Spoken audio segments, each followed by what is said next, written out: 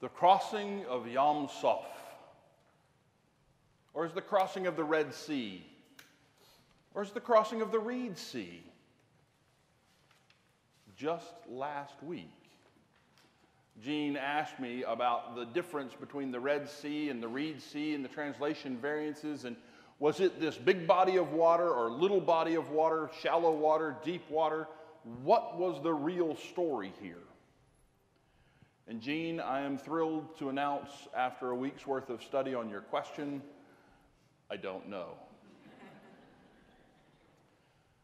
Yam Suf is the Hebrew that we are given that says sea. Suf translates technically as reed. So we think Reed Sea, but when we look at the Reed Sea, that was a marshy little shallow body of water. Some people want to say the Israelites crossed on that. There was no miracle. I say, then you just drowned an entire army in 6 inches of water. That's a miracle.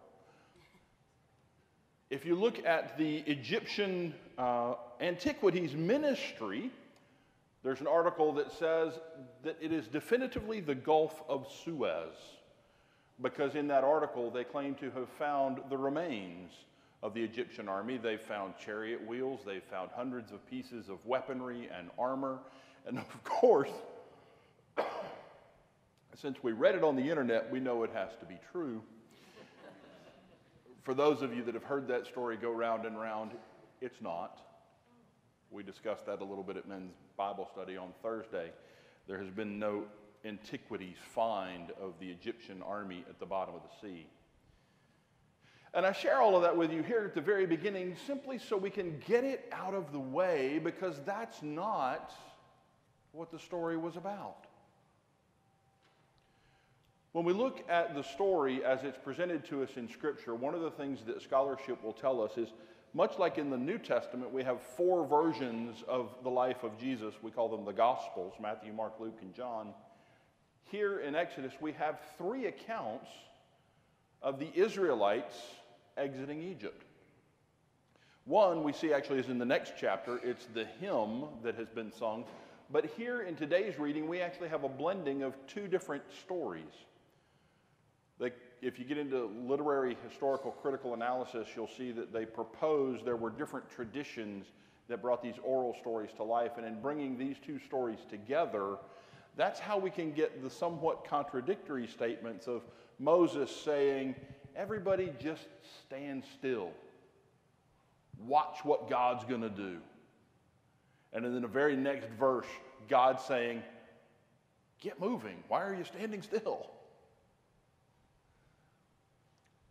So then we ask ourselves, well, why is it, if it's such an important story that they told it 3 different ways, 3 different times, what's it trying to tell us? It's really rather simple when you look at the larger picture of it.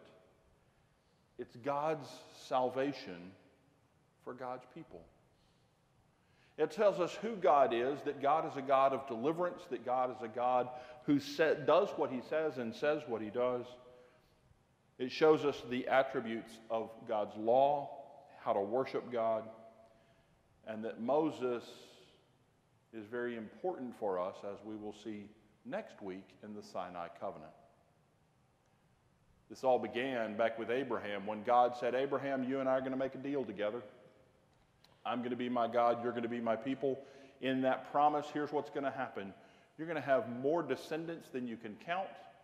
You're going to have your own land, and I will bless you as long as you obey me. Hundreds of years later, God is still looking for the obedience of the people of Israel. God is still seeking to bless them.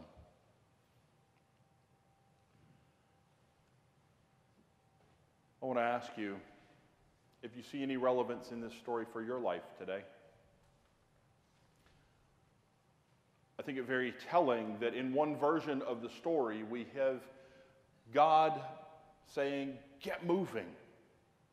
It had to be a confusing time for the Israelites, because even as they have left Egypt, the pillar has been in front. The cloud has been in front. Now they find themselves with their leadership in the back. Why did God move to the rear guard? to separate them from the Egyptian army, to create a barrier of safety. I don't remember the origin of the story. I wish I did, because it would sound better if I could tell you the facts behind it. But the story is of a young man walking along the road with his son. It's a narrow trail. And he tells his son to stay behind him, because he knows there's always a threat from the front. And as they're pursuing down the path, all of a sudden the young man hears a bear approaching from the rear, so he brings the son and puts him in front of him. The boy is confused, but he does as he's told. As they're continuing down the path, the father senses trouble ahead, so he takes the young boy and puts him on his shoulders. At the completion of the journey, we find that the young boy has been told, "Stay behind me," but then pushed to the front and then finally taken to his shoulders. 3 different methods of travel, all for the same journey, because of threats he couldn't see. I wonder, how often is God changing your position so that you may travel safely on the path he has planned for your life? The Israelites were terrified. I would be too. You put me in front of a body of water that's so deep and so wide I can't see over it, I can't see around it, and then you put an encroaching enemy behind me that wants to kill me. If I don't have a boat, I don't see a way out. But God provided. You may not be standing at the seashore. In fact, right now you're sitting in the sanctuary. But you may be experiencing that same rock and a hard place scenario. Maybe it's in your relationships. Maybe it's in your work environment. Maybe it's with your health. God has a way out for you.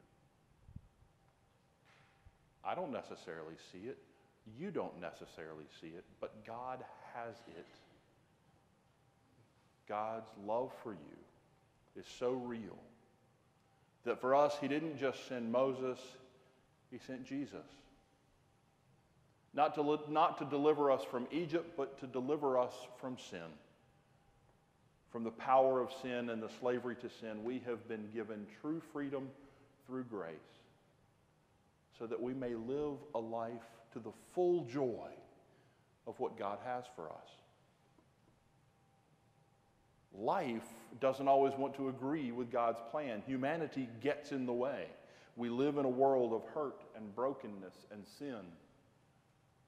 But we serve and love a God who leads us through it and beyond it.